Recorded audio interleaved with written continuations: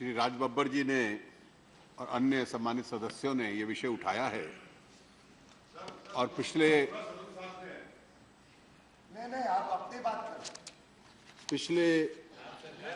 कुछ सप्ताहों से इस विषय पर कई सार्वजनिक चर्चाएं भी हुई हैं। मेरी भी इस व्यवसाय के लोगों से बातचीत हुई, उनकी क्या तकलीफ है ये भी समझने का अवसर मिला है। किसी व्यवसाय को या किसी कारीगर को, जो इस देश के परंपरागत कारीगर हैं, किसी को तकलीफ हो, ये सरकार की कभी इंटेंशन नहीं रही है। इसलिए सबसे पहले तो ये स्पष्ट हो जाए कि ये 1% एक्साइज क्यों लगा और किसके ऊपर लागू होता है। तर्क ये दिया गया कि बड़े लोगों को छोड़ दिया, छोटे लोगों पे लगा दिया। अब छोटे लोगों का सहारा ले लेना, उससे राजनीतिक तर्क तो बढ़ जाता है, लेकिन सच्चाई इसकी बिल्कुल विपरीत है। ये एक्साइज किसी कारीगर पे नहीं लगा, ये किसी छोटे स्वर्णकार पे नहीं लगा। जिसको राज बब्बर जी कॉरपोरेट ज्वेलर्स कह रहे थे, अधिकतर वही हैं जो इसके दायरे में आते हैं। और इसलिए छोटे लोगों का सहारा मत लीजिए, उन पे लगा नहीं है। एक्साइज की जो एलिजिबिलिटी है और इसमें जो एग्जेम्पशंस दिया है कि अगर पिछले वर्ष आपकी टर्नओवर 12 करोड़ से कम थी और अगले वर्ष में 6 करोड़ से कम है तो आप एग्जेम्प्टेड हैं। और अभी इतना विकसित ये देश नहीं हुआ कि छोटे लोगों की टर्नओवर 12 करोड़ या 6 करोड़ से ज्यादा हो। किसी कारीगर की टर्नओवर 6 करोड़ और 12 करोड़ से कम नहीं है 2 लगातार वर्षों में। ये जो बड़ी बड़ी चेन्स हैं, ये उन्हीं के ऊपर लागू हुआ है। और इसलिए बिल्कुल इस सदन के माध्यम से मैं स्पष्ट कर दूं कि ये 12 करोड़ और 6 करोड़ वालों पे लागू होगा और उससे कम वाले किसी व्यक्ति को इसके दायरे में नहीं लाया गया है। ये बिल्कुल स्पष्ट है। जहां तक एक्साइज की नीति है, हम लोग तय कर लें कि किन आइटम्स के ऊपर एक्साइज लगना है। कोई स्ट्रक्चर्ड ट्रेड हो और बार बार आंदोलन करके उसको वापस करवा ले, तो इसका यह अर्थ नहीं कि वो अधिकार बन जाता है, उस पर टैक्स कभी नहीं लगेगा। मैं सूची देख रहा था, अब आपने कहा कि अब लगभग हर राज्य में गोल्ड के ऊपर वैट लगता है और सबसे अधिक वैट जो आपकी यूपीए की सरकार है, केरल की, 5% का वो लगाती है। अब इतनी ही उन कारीगरों की आपको चिंता है तो केरल के अंदर माननीय उपसभापति जी का भी वो राज्य है, उसको हटवा दीजिए आप। लगभग हर राज्य में वैट लगता है।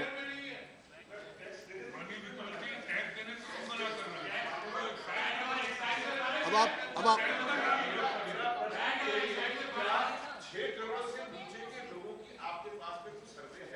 आपको मैं अभी, आप वेट कर लीजिए थोड़ा सा, आप इसका पूरा अर्थ समझ जाएंगे कि किस विरोध में आप उलझते जा रहे हैं। 5% वैट केरला सरकार ने गोल्ड पे लगाया हुआ है और वैट के लिए भी वही किताबें मेंटेन करनी पड़ती हैं।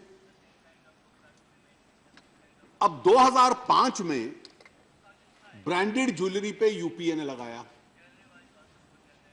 प्रोटेस्ट हुआ तो 2009 में वापस ले लिया।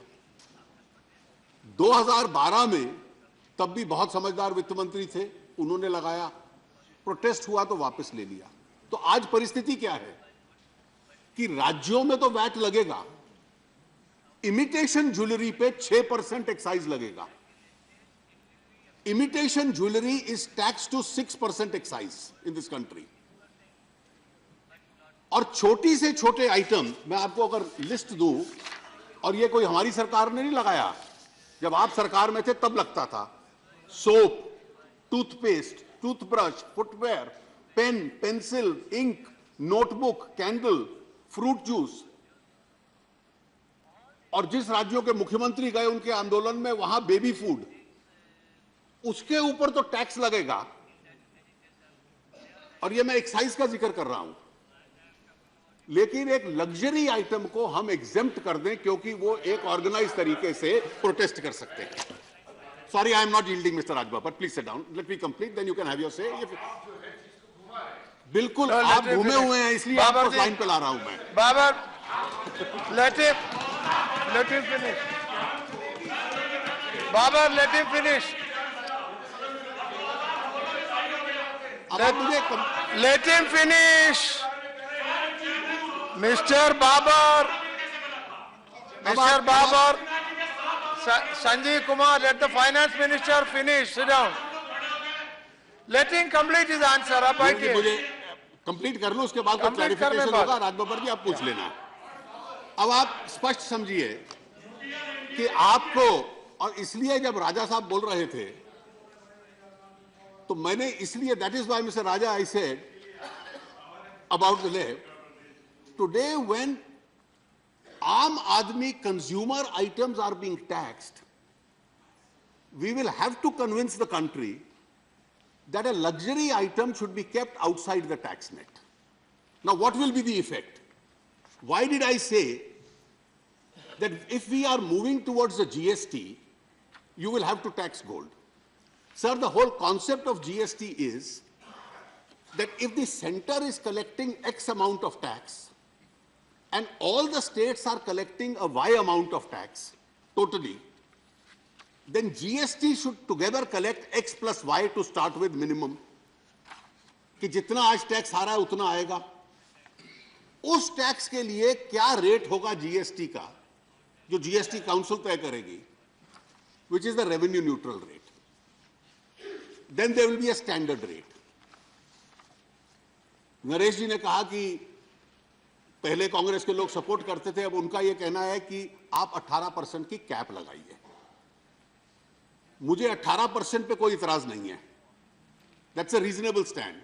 कैप्स कॉन्स्टिट्यूशन में हो या कॉन्स्टिट्यूशन के बाहर हो, that's the only area of difference. अगर आपने लग्जरी आइटम्स को जीएसटी से बाहर कर दिया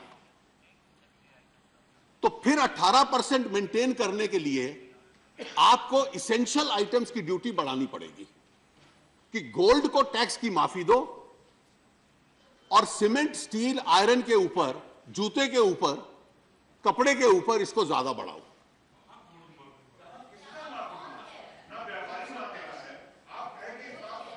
अरे आप एक बार आप समझ लीजिए, ये एक कॉम्प्लेक्स राजबब्बर जी विषय है। अगर आप लग्जरी आइटम को टैक्स के दायरे से बाहर रखते हैं तो उस लग्जरी आइटम का जो टैक्स का हिस्सा है फिर किसी आवश्यक वस्तु पे अधिक टैक्स लगा के उसकी पूर्ति करते हैं। और इसलिए किसी भी टैक्सेशन पॉलिसी में लग्जरी आइटम्स को टैक्सेशन से इंडेफिनेटली बाहर रखा जाए, यह संभव नहीं है। दूसरा, देखिए, लेट हिम फिनिश। बाबर जी बैठिए, let him finish. Sorry okay, या ओके। अध्यक्ष जी, अगर हम लोग जीएसटी की तरफ जा रहे हैं तो इसलिए उसका यह पहला कदम है कि हम लोग इन आइटम्स के ऊपर टैक्सेशन लगाए जिससे कि हम एक रीजनेबल कैप मेंटेन कर सकें। यह संभव नहीं है कि कोई राजनीतिक दल कहे कि 18% की कैप भी होगी लेकिन लग्जरी आइटम्स को एग्जेम्प्ट कर दो ताकि 18% की कैप कभी मेंटेन ही ना हो पाए। That is the stand. Both the stands that you have taken are self destructive. If you want a luxury item outside the tax net, because your leaders have said this is assassination of a trade, putting tax on them. So if that trade is to be kept outside the tax net, then you can never reach the 18% cap. You will always breach it. This is a serious subject, therefore please get some experts to examine the stand which you have taken on both issues, which is self-contradictory. अब इसमें जो दिक्कत है कि हम एक नए item पे लगा रहे हैं, केवल बड़े लोगों पे लगा रहे हैं। अब बड़े लोगों पे भी लगे तो उनकी एक शिकायत है, और ये उनकी चिंता में शायद वजन है, कि कल आकर हमारे खिलाफ हैरेसमेंट आरंभ ना हो जाए। तो उस हैरेसमेंट को रोकने के लिए, जिसपे कि हम सब की और मेरी भी सहानुभूति उनके साथ है, हमने एक स्पष्ट कदम अनाउंस किया जो किसी दूसरी कमोडिटी के लिए नहीं है। और उन स्टेप्स के कारण यह था कि गोल्ड ट्रेड की कई विशेषताएं हैं, कि कई बार व्यक्ति अपना सोना लेकर जाता है, कहता है इससे जेवर बना दिया जाए, make jewellery out of this gold. कल को कोई तीसरा आदमी कहेगा कि सोने की कीमत मैं आपकी टर्नओवर में लगा लूंगा, जबकि सोना कंज्यूमर लेकर आया है। यह संभव है। इस सब समस्याओं को देखते हुए केवल एकमात्र गोल्ड ट्रेड है जिसको हमने यह सुविधा दी है कि कोई फिजिकल वेरिफिकेशन आपके यहां नहीं होगी। मुझे जब स्वर्णकार मिले तो मैंने उनको स्पष्ट कहा कि कोई एक्साइज का व्यक्ति आता है खाकी वर्दी में तो अपने मोबाइल फोन पे उसकी फोटो खींच के मुझे भेज दीजिए। सीबीएसई के चेयरपर्सन ने चिट्ठी लिखी है सब फील्ड यूनिट्स को कि कोई फिजिकली नहीं जाएगा।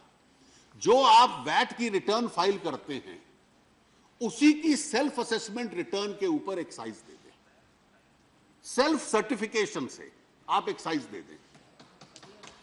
जो आप वैट की रिटर्न फाइल कर रहे हैं उसको स्वीकार किया जाएगा।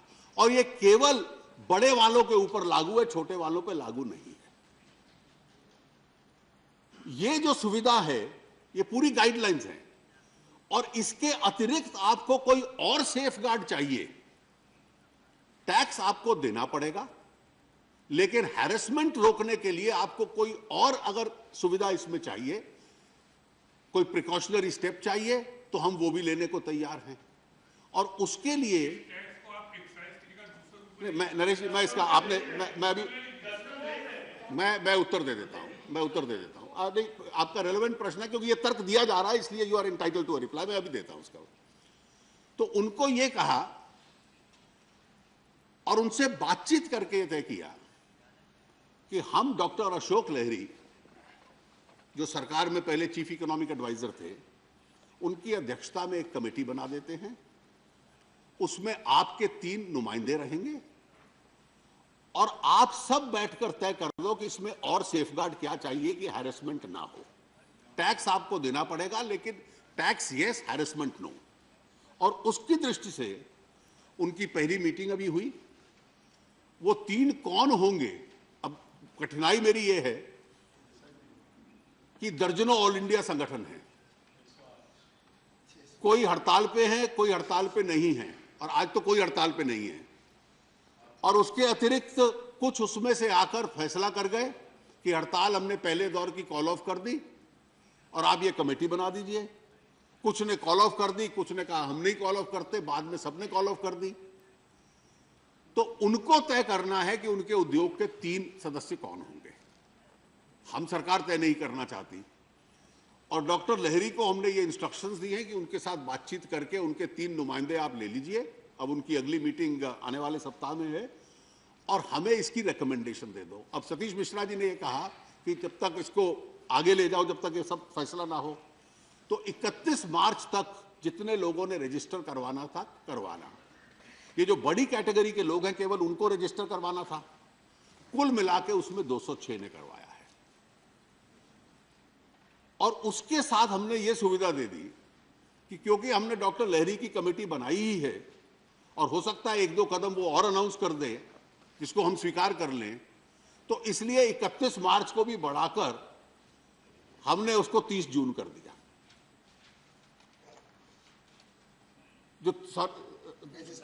जो रजिस्ट्रेशन होना था, कि रजिस्ट्रेशन को भी हम 2 महीने के लिए और हमने आगे कर दिया कि तब तक आपको और सुविधा देते हैं, तब तक ये रिकमेंडेशंस भी आ जाएंगी। और इसलिए जब रजिस्ट्रेशन की डेट ही हमने 2 महीने आगे बढ़ा दी, तो कोई व्यक्ति वो पहले रजिस्टर करवाएंगे, फिर अपनी सेल्फ सर्टिफिकेशन से रिटर्न फाइल करेंगे, और रिटर्न फाइल करने के बाद तब तय होगा कि उसको कितना एक्साइज देना है। जिस रेट पे वो वैट दे रहा है 1%, अधिकतर राज्यों में वही 1% वो एक्साइज देगा। इसमें कोई तकलीफ नहीं है।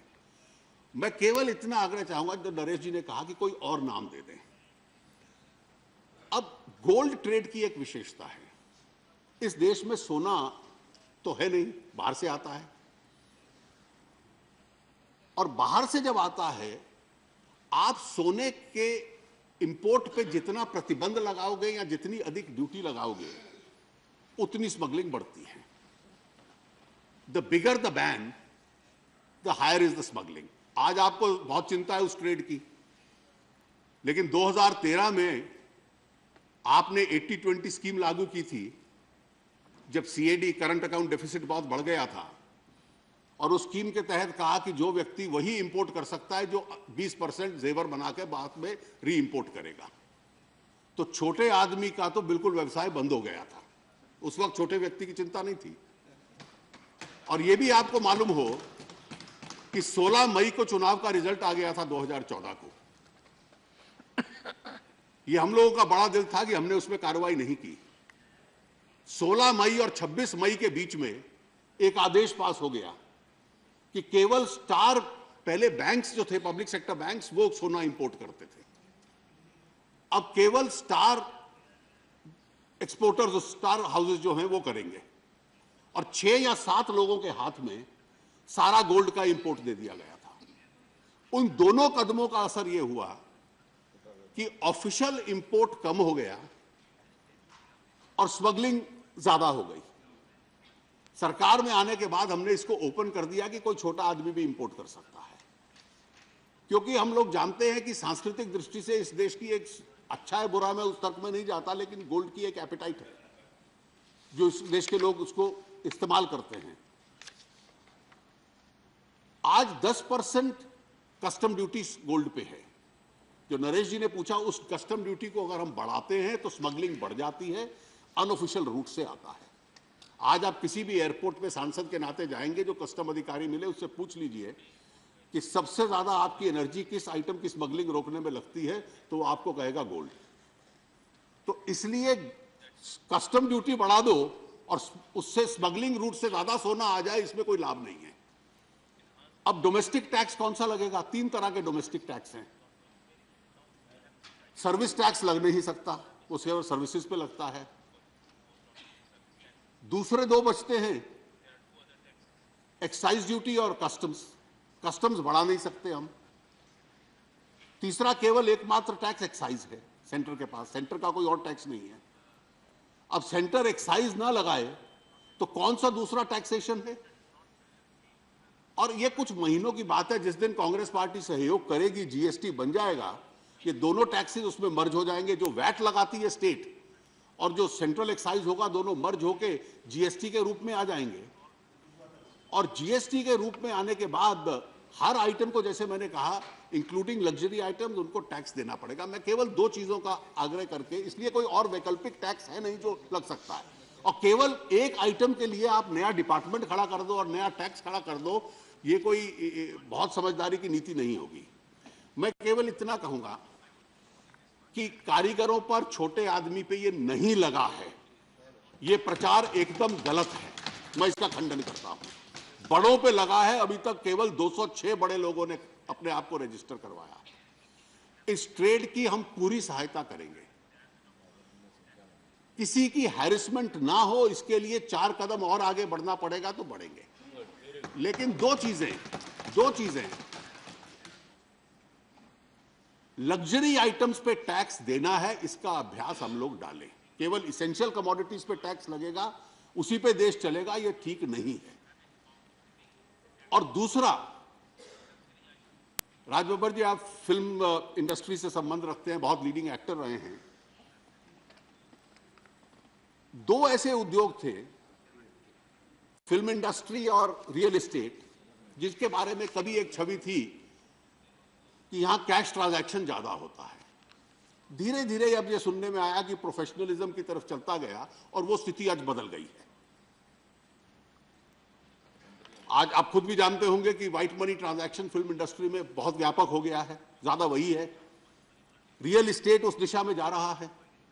जब सारा दुनिया और देश के विभिन्न उद्योग उस दिशा में जा रहे हैं, तो एक्साइज नेट में आकर ये ट्रेड भी उस दिशा में चले, मुझे लगता है इसमें बुराई नहीं है, इसमें देश का भला होगा और उसमें आप भी देश का फिर साथ दीजिए। धन्यवाद। Okay, thank you, thank you. ये सत्य से परे है और पूरी हठधर्मी बीजेपी की है। इस हठधर्मी के विरोध में समाजवादी पार्टी बहिष्कार करती है।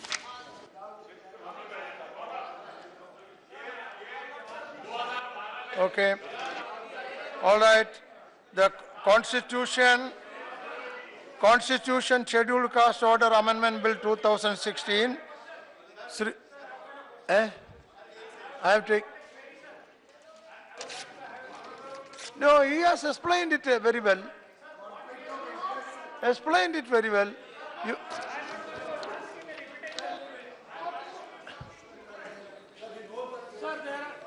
Sir, I belong to the trade and I know the difficulties, so I just want to have a clearance. Sir, Deputy Chairman, sir, I'll not take more time, sir. Just 2 minutes, it's a query. It's a query, sir. It's a query, sir. No. Which he has to answer. Not 2-3 minutes. If it is a question, you can ask. It will not take even a minute, sir. It will not take even a minute. No, you ask. It is only a question you ask, not 2-3 minutes. I am asking question only, sir. Only one question. Sir, Manya.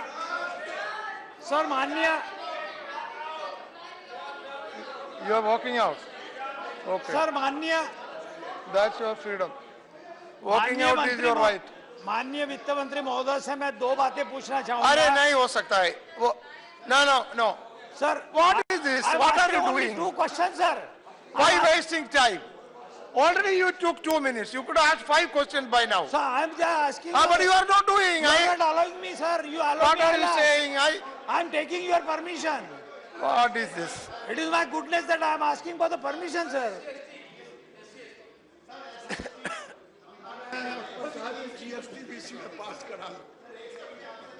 अरे क्या है? What is your problem? Sir आपके कुछ शब्दों से अरे वो reply हो गया, फिर क्या है? हो गया वो। आपके कुछ शब्दों से अर्थ का अनर्थ हो जा रहा है। पहले उधर एक कांग्रेस पार्टी की एमपी थी साधु, आपने उसको साधु कह दिया। राज बब्बर को आपने बाबर कह दिया। रजनी पाटिल को आपने पटेल, रजनी पाटिल को आपने पटेल कह दिया। कहकशा परवीन को आपने काश परवीन कह दिया। तो सर आपके जो शब्द हैं ये इसमें आपकी गलती एक्सेंट की नहीं है, ये लैंग्वेज की प्रॉब्लम है। लेकिन सर राज बब्बर राज बाबर बन जाएगा चुनाव उनके खिलाफ, तो ये तो बिल्कुल हड़कंप मचा देंगे।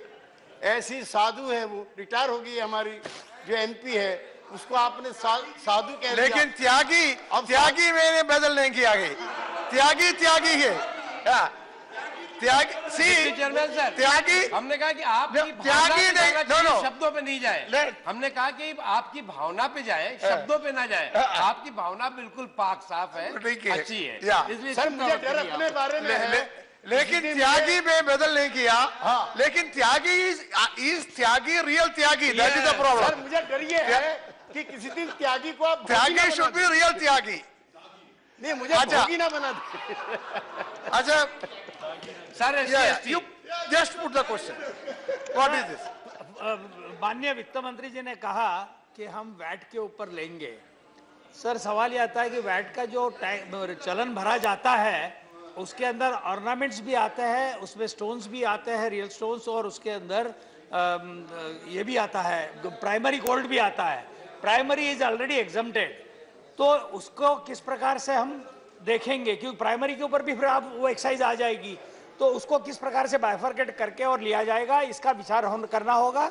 दूसरा प्रश्न यह है कि आपने रजिस्ट्रेशन के लिए तो समय बढ़ा दिया है, अब जून तक के रजिस्ट्रेशन के लिए समय है। जब तक रजिस्ट्रेशन नहीं होगा हम कस्टमर को बिल के ऊपर एक्साइज ड्यूटी चार्ज नहीं कर सकते, और जो टैक्स नहीं की है और 30 तारीख जब जून खत्म हो जाएगा रजिस्ट्रेशन करना पड़ेगा, तो 1 मार्च से एक्साइज ड्यूटी जो है सर 1 अप्रैल से अपने 1 मार्च से आप उसको कलेक्ट करना चाहेंगे, जो कलेक्ट ही नहीं की गई, कस्टमर से कलेक्ट ही नहीं की गई क्योंकि आपने उसको मुद्दत दी है, तो वो कैसे सर वो दे पाएंगे। इसलिए सर मेरा कहना है, रिक्वेस्ट है कि जब से वो रजिस्ट्रेशन लेंगे तब से एक्साइज ड्यूटी कलेक्ट करने का वो लगा है। फाइन। या mister mister minister Thawarchand Gehlot. ये नाम सही लिया आपने।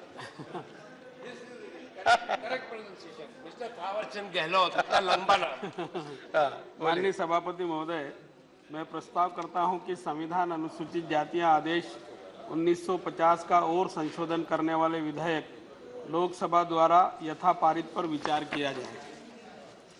माननीय सभापति जी, मुझे ये कहते हुए खुशी है कि हमने राज्यों से जो प्रस्ताव प्राप्त होते हैं उस पर आरजीआई और एससी कमीशन की प्रतिवेदन सकारात्मक आ जाते हैं तो उन जातियों को अनुसूचित जाति आदेश 1950 में सम्मिलित करने का काम करते हैं।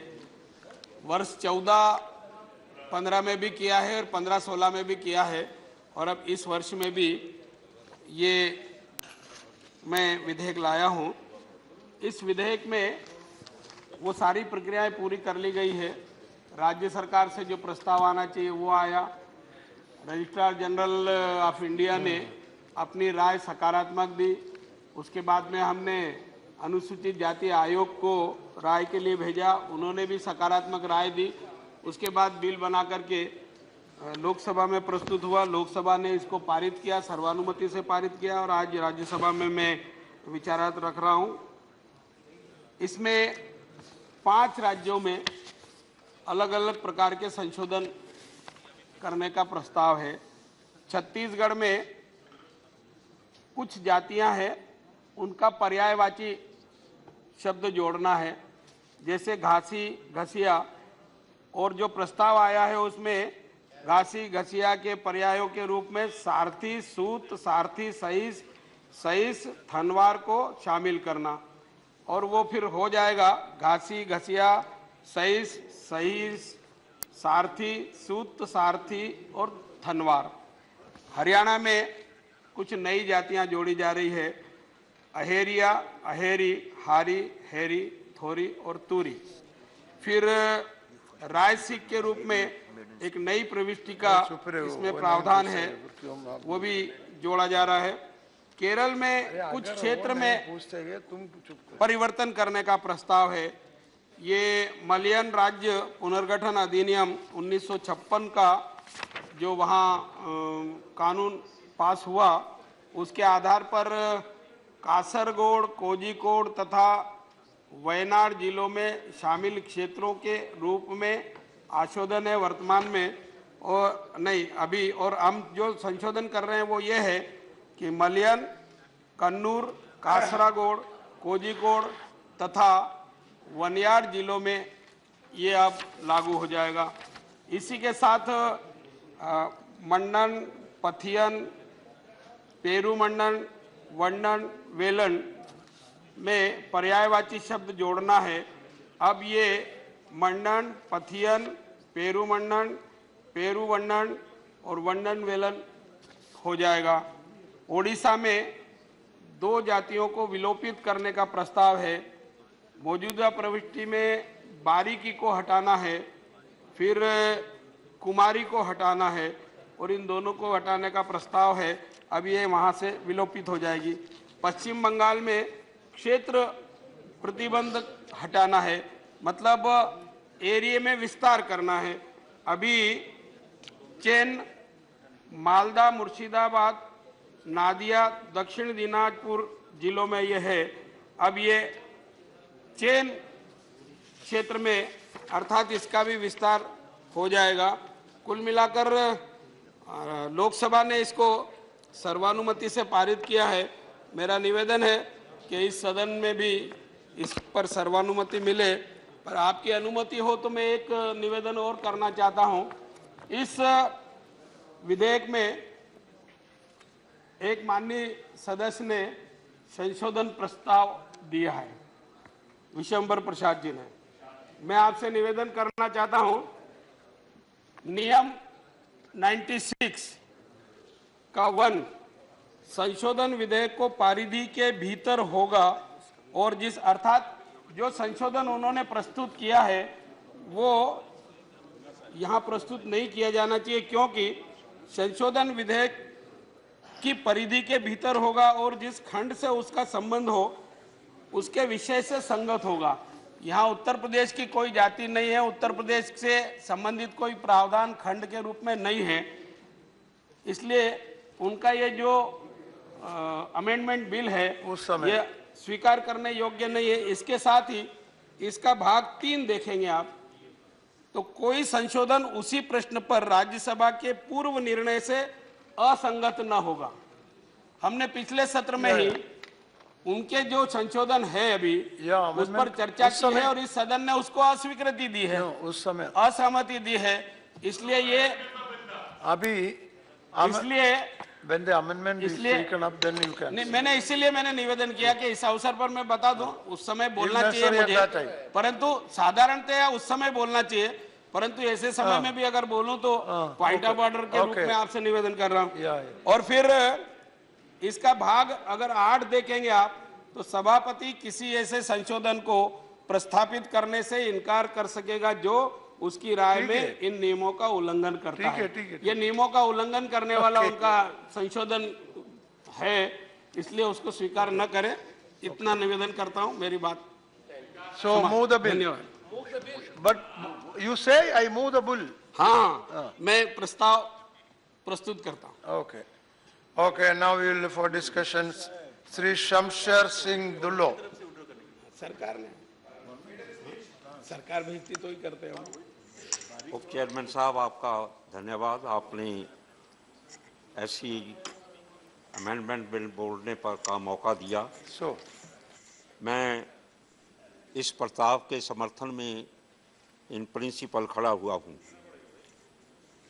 सर, आज़ादी के बाद, भारत की आज़ादी के बाद 1950 में माननीय राष्ट्रपति जी ने देश के विभिन्न स्टेटों और राज्यों के और यूनियन टेरिटरी के शेड्यूल कास्ट लोगों को इंक्लूड किया था आर्टिकल 341 में, और उसके बाद इन जातियों को कुछ प्रोत्साहन भी मिला, रिजर्वेशन का बेनिफिट भी मिला, पर आज तक देख रहे हैं कि ये सदियों से गुलामी और डिस्पैरिटी, अट्रॉसिटी और छुआछूत, ये जो क्लास है अंडर प्रिविलेज क्लास है, और इस क्लास के बारे में डिफरेंट योजनाएं भी बनाई हुई हैं, हर स्तर पर बनी हुई हैं, पर अभी तक मैं समझता हूँ उनको पूरा लागू नहीं किया गया। विडंबना इस बात की है कि देश में जात पात का जो सिस्टम है ये हिंदू सोसाइटी की देन है। हिंदू सोसाइटी, मनुस्मृति, जिन्होंने इस समाज को भी बांटा और इस देश को भी बांटने की कोशिश की।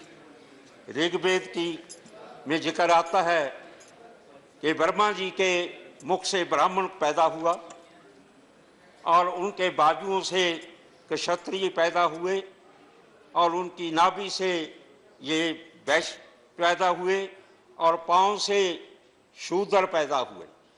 ये कट्टरपंथी जो हिंदू फिरका परस्ती की वजह से इस देश को सदियों से इन पीड़ित लोगों को के साथ ज्यादती होती रही है, और इसीलिए डॉक्टर बाबा साहब अम्बेडकर ने कॉन्स्टिट्यूशन में प्रावधान रखा कि ये जो पिछड़े हुए हैं, अनटचेबल हैं, शोषित हैं, एजुकेशनली, इकोनॉमिकली और पॉलिटिकली भी मैं कह सकता हूँ, और सोशली भी, एजुकेशनली भी, ठीक है। रिजर्वेशन के तहत एमएलए मिनिस्टर बनते हैं और कुछ रिजर्वेशन की वजह से क्लास 1 में आईएएस आईपीएस भी आ जाते हैं।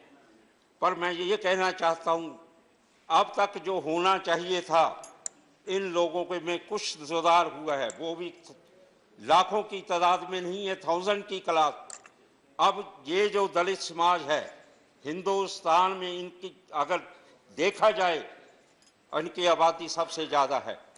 देश का बजट बनता है कंपोनेंट प्लान में जो आबादी के अनुसार इनका बजट रखना चाहिए। इसी तरह जो स्कीमें बनती हैं, नीति जरूर बनती है, पर सरकारों की नीयत नहीं ठीक होती।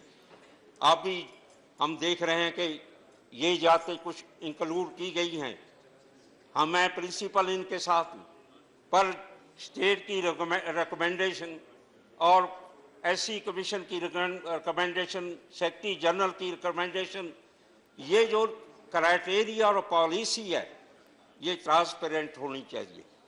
ये जो शेड्यूल कास्ट लफ्ज़ जो है ये उनके लिए जिनको अनटचेबल कहा जाता है, जिनके साथ शूद्रों जैसा सलूक होता था, जो जनरल कैटेगरी में आते रहे हैं या दूसरी कैटेगरी में, उनको जो पिछड़े हुए हैं, जो गरीब हैं, चाहे वो किसी भी जाति से हो, उनको बेनिफिट जरूर देना चाहिए। पर मैं समझता हूँ कि ये अभी तो जो पहले शेड्यूल कास्ट हैं उनको आप अपलिफ्ट नहीं कर सके। सिस्टम जो है यहाँ सोसाइटी का, उसमें भी अब इसी तरह का पार्शियलिटी है, चाहे वो न्याय का सिस्टम हो, चाहे स्टेट को फंड देने की बात हो। अभी तक तो रिजर्वेशन पूरी नहीं हुई डिपार्टमेंटों में, चाहे वो स्टैंड सेंटर के डिपार्टमेंट हो, चाहे वो स्टेट के डिपार्टमेंट हो। फंड भी इनकी पॉपुलेशन के मुताबिक नहीं मुहैया होता। मैं उस स्टेट से आता हूँ पंजाब में, जहाँ शेड्यूल कास्ट की आबादी तकरीबन 30.5% है और सारी स्टेट की आबादी 2,77,00,000 के करीब है। उसमें 88,66,000 कुछ आबादी जो है शेड्यूल कास्ट की है। और वहाँ पर भी हम देखते हैं कि अभी भी काफ़ी सर्विसेज में बैकलॉग नहीं पूरा हुआ, चाहे वो क्लास 3 है चाहे क्लास 4 है। इसलिए फंड जो हैं डिवर्ट किए जाते हैं, जो एजुकेशन के लिए हों, हेल्थ सर्विसेज के लिए हों, एडमिनिस्ट्रेशन लेवल पे भी, न्याय में भी इनके साथ जो जाति होती है आपको पता है। अब भी मैं समझता हूँ देश आज़ाद जरूर है, पर मैं समझता हूँ गरीब लोगों को आज़ादी नहीं मिली। अब भी इस देश में मंदिरों में जाना मनाही है, गुरुद्वारों में कई दफ़ा भीड़ भी नहीं मिलती हमारे यहाँ। हमारे बच्चे अगर शादी पे जाना हो, घोड़ी पे नहीं चढ़ सकते इस मुल्क में, कुएं से पानी नहीं ले सकते। ये आज़ादी किस टाइप की आज़ादी है, जहाँ पर बराबरता ना हो, डिस्पैरिटी हो। अब भी समाज जो है पिछड़ा हुआ है। आज आप देखते देश में जिस तरह के हालात बने हुए हैं, आज मुझे खुशी होती है जब दूसरे लोग अब रिजर्वेशन मांगते हैं। पहले रिजर्वेशन पूरी नहीं, अब एजिटेशनें भी होती हैं। जो अच्छे लोग हैं, खाते पीते लोग हैं, जिनके मेरे पास जायदादें हैं, ये जो रिजर्वेशन मिली थी, ये सिर्फ उन लोगों को मिली थी कि इनको मेन स्ट्रीम में नहीं लाना है, शेड्यूल कास्ट को, दलितों को। अब दूसरे लोग, ये एक ट्रेंड चल चला है। पहले जो ऑलरेडी शेड्यूल कास्ट हैं उनकी तरफ देखिए, उनमें तो सुधार नहीं होगा। उनकी सोशल लाइफ पे, इकोनॉमिकल लाइफ पे, पॉलिटिकल ठीक है, मिनिस्टर भी बन जाते हैं, एमएलए भी बनते, और पॉलिटिकल भी मैं समझता हूँ इनके साथ डिस्पैरिटी होती है। आप भी देखें, ये एनडीए का राज है, इसमें जो वजीर बनते हैं शेड्यूल कास्ट, उनको तो महकमे भी अच्छे नहीं दिए जाते। बाकी की बात तो छोड़ो, कितने वजीर लिए हुए हैं, हमारी सरकारें भी नहीं हैं। बड़े बड़े होम मिनिस्टर रहे हैं, एग्रीकल्चर मिनिस्टर बूटा सिंह सिंधे जी, ये सारे मिनिस्टर रहे हैं जिनको अच्छे अच्छे डिपार्टमेंट दिए हैं। और अब 125 जयंती मनाने जा रहे हैं बाबा साहब अम्बेडकर की। मुझे खुशी है कि जो लोग डॉक्टर बाबा साहब का विरोध करते रहे, उनकी पॉलिसियों का विरोध करते रहे, अब डॉक्टर बाबा साहब की वो जयंती मनाने जा रहे हैं। ये अब लेट देर आए दुरुस्त आए, अब उनको पता चला है। पर मैं ये बाबा साहब की जयंती बनाने से काफ़ी नहीं काम नहीं चलेगा। उनकी जो नीतियाँ हैं, जो वो कह कर गए हैं, जो विधान में देकर गए हैं, अगर सिंसियर है गवर्नमेंट, मोदी जी गए थे वहाँ डॉक्टर बाबा साहब जी के जन्म स्थान पर जाना काफ़ी नहीं। इनकी जो पीड़ा है, शेड्यूल कास्टों की पीड़ा है, जो दर्द है, जो इनके साथ डिस्पैरिटी होती है, एजुकेशन इंस्टीट्यूशन में बैमूला का सुसाइड करना, अब कन्हैया के साथ जो शुरुआत होता है, स्कूलों कॉलेजों में जो शेड्यूल कास्टों के साथ होता है, इसको दूर करने की जरूरत है। तभी में हम समझेंगे ये जयंती बनाना काफी नहीं है। उसके असूलों को उसकी जो सिद्धांत देकर गए हैं, जो संविधान में प्रावधान करके गए हैं, शेड्यूल कास्टों के लिए करके गए हैं। अभी तो सुप्रीम कोर्ट को में एक भी जज नहीं है शेड्यूल कास्ट। आप हाई कोर्टों की बात करो, यहाँ कर बात करो, किसी डिपार्टमेंट में भी अभी तक कोई पूरा बैकलॉग नहीं हुआ। सर्विसेज डिस्पैरिटी, पब्लिक सेक्टर को बढ़ा दिएगा। हमारे इंजीनियर, डॉक्टर, बड़े बड़े पढ़े लिखे लोग घूम रहे हैं, अनएम्प्लॉयड हैं, वो डिप्रेशन में हैं। इसलिए सही बात तो ये है चेयरमैन साहब कि पढ़े लिखे लोगों को रोजगार मिलना चाहिए। ये जयंती मनाने से काम नहीं चलता। रिजर्वेशन पॉलिसी को इन बिन लागू करना चाहिए। ये जो कास्टों को लाकर ये जो इंक्लूड किया जाता है, इनको इसकी पॉलिसी ट्रांसपेरेंट होनी चाहिए। ये देखना चाहिए ऐसी कमीशन को भी। और दूसरा जो सेक्रेटरी जनरल है, ये स्टेट गवर्नमेंट, क्योंकि बोर्ड की राजनीति है, लोगों को लुभाने के लिए उन कास्टों को कई दफा इंक्लूड कर लिया जाता है।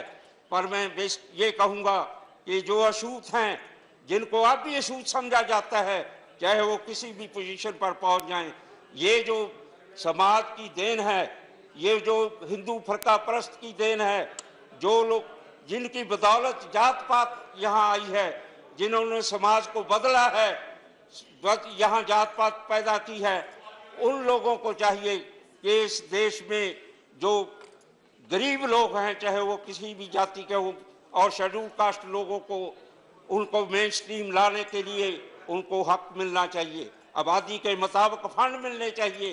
रिजर्वेशन जहां बैकलॉग है जिस डिपार्टमेंट में, उनको होना चाहिए। ये यूनिवर्सिटियों में जो हो रहा है, इसको भगवाकरण करने की कोशिश की जा रही है।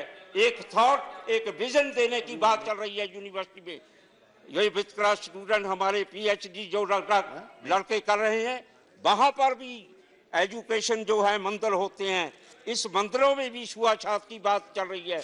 इसलिए इसके पीछे सरकार को सोचना चाहिए कि पंजाब ही नहीं, अब जो जम्मू कश्मीर में हो रहा है, वहां पर स्टूडेंट हड़ताल करके गए हैं। ये जो पंजाब जो भी बजट का हिस्सा है शेड्यूल कास्टों को मिलना चाहिए। डॉक्टर अम्बेडकर साहब ने कहा था कि ये मनु स्मृति या दूसरे स्मृति से रिलेवेंट मैटर, ये जनरल भाषण दे रहे। सर, जो रिजर्वेशन में ठीक है, कुछ गरीब लोग चाहते हैं, पर जो अभी तक जो रिजर्वेशन है वो तो पूरी नहीं हो सकी। जो मिलना चाहिए शेड्यूल कास्टों को, वो कभी नहीं मिल रहा। ये डिस्पैरिटी की बात है। मंदिर डॉक्टर साहब की जयंती बनाना काफी नहीं, पर असल में सरकार को चाहिए अपनी नीयत को साफ रखे। नीति बनी हुई है, नीयत नहीं, इसको लागू करने वाले का मन साफ नहीं है। मन साफ कर कर इन गरीबों को पहचान कर कर, ठीक है गरीब गरीब होता है, अगर शेड्यूल कास्ट कोई कहलाना नहीं चाहता, इंक्लूड होते हैं, पर उनको जो पिछले हैं उनको तो अभी कोई बेनिफिट नहीं मिली है। कुछ लोगों को मिली है, और फंड भी डिवाइड होते हैं, फंड नहीं दिए जाते। अब भी इनको पूर्ण आजादी नहीं। जब इस देश का दलित खुशहाल होगा और उसको उस छुआछूत से रहित होगा, उसके साथ डिस्पैरिटी नहीं होगी, उसको कोर्ट में न्याय मिलेगा, तब हम कह सकते हैं कि इन लोगों को पूर्ण आजादी है। इसलिए मैं बिल का समर्थन करता हूं, पर यह भी कहना चाहता हूं कि इसको आइडेंटिफाई करते हुए ध्यान में रखना चाहिए जो लोग रिजर्वेशन, अभी इस देश में काफी एजुकेशनें चलती हैं, वेल ऑफ लोग हैं, ये जो राजनीति के तौर पर जिनको इंक्लूड किया जाता है, ये गरीबों के साथ बहुत बड़ा अन्याय होता है। इसलिए मैं चेयरमैन साहब आपकी गुजारिश करूंगा कि हर लेवल पर एजुकेशनली, पॉलिटिकली और इकोनॉमिकली, सोशली, अब तो धन और धरती भी इन गरीबों के पास तो ना धन है ना धरती है। एक एजुकेशन है वो भी प्राइवेटाइजेशन हो रही है, एम्प्लॉयमेंट वो भी पब्लिक सेक्टर को डाउन किया जा रहा है, प्राइवेट सेक्टर को, कॉर्पोरेट सेक्टर को बढ़ावा दिया जा रहा है, और गरीब जो बच्चे हैं जो एजुकेशन प्राप्त करके आते हैं उनको नौकरियां नहीं मिलती। जब वो कहीं प्राइवेट सेक्टर में जाते हैं उनका पता चल जाए ये शेड्यूल कास्टों का लड़का है, उसे नौकरी नहीं दी जाती। ऐसी समाज में जो जब समाज स्वच्छ भारत की बात कर रहे हैं, पहले ये इस हिंदुस्तान को साफ करो, जात पात के बंधन से मुक्त करो। मोदी जी को मैं बेनती करूंगा, स्वच्छ भारत की बात करते हैं, मन की बात करते हैं, मन बनाएं कि इस देश में छुआछूत को खत्म करना है। ये जो डिस्पैरिटी है ये हर इंस्टीट्यूशन में जो हो रहा है, और मैं ये भी कहूँ कितने वजीर हैं यहाँ शेड्यूल कास्ट एनडीए की सरकार में, कौन से महकमे हैं इनके पास? हमारी सरकार थी, डिफेंस मिनिस्टर भी हमारा होता था, होम मिनिस्टर भी शेड्यूल कास्ट, बूटा सिंह वर्गे एग्रीकल्चर, सिंधी साहब जैसे होम मिनिस्टर ये यूपीए ने बनाया है। एनडीए के मिनिस्टरों के पास तो विभाग नहीं है अच्छे। ये तो अभी इनको वो ही समझा जाता है, शेड्यूल कास्ट समझा जाता है। ये हालत है सरकार की। इसलिए मैं कहूँ बेनती, जो कुछ भी किया है ये कांग्रेस की सरकार ने किया है। जो कुछ भी इस देश की तरक्की हुई है, जमीनें दी हैं, ये कांग्रेस इंदिरा जी के जमाने में जमीनें दी गई थी सारे हिंदुस्तान में। अब ये क्या दे रहे हैं? ये देने की बजाय हम हमसे छीन रहे हैं। ये जो जात दूसरी जातें भी इसमें इंक्लूड की जाती हैं, ये गरीब लोगों का हक मारने के लिए ये क्लियर कर पॉलिसी बनानी चाहिए। अछूत कौन है, दूसरा कौन है। अगर बेनिफिट देना है किसी कास्ट को, उसको इकोनॉमिकल बैकवर्ड क्लास डिक्लेयर करके उसको देना चाहिए। शेड्यूल कास्टों की जो शेड्यूल कास्ट हैं अभी तो उनका अफसोस की बात है, इस 67 साल हो गए आजादी को, अब भी कुछ नहीं मिल रहा। मिला जो है वो कांग्रेस ने दिया, किसी और ने दिया। इन शब्दों के साथ मैं आपका धन्यवाद करता हूं। जय हिंद। Thank you.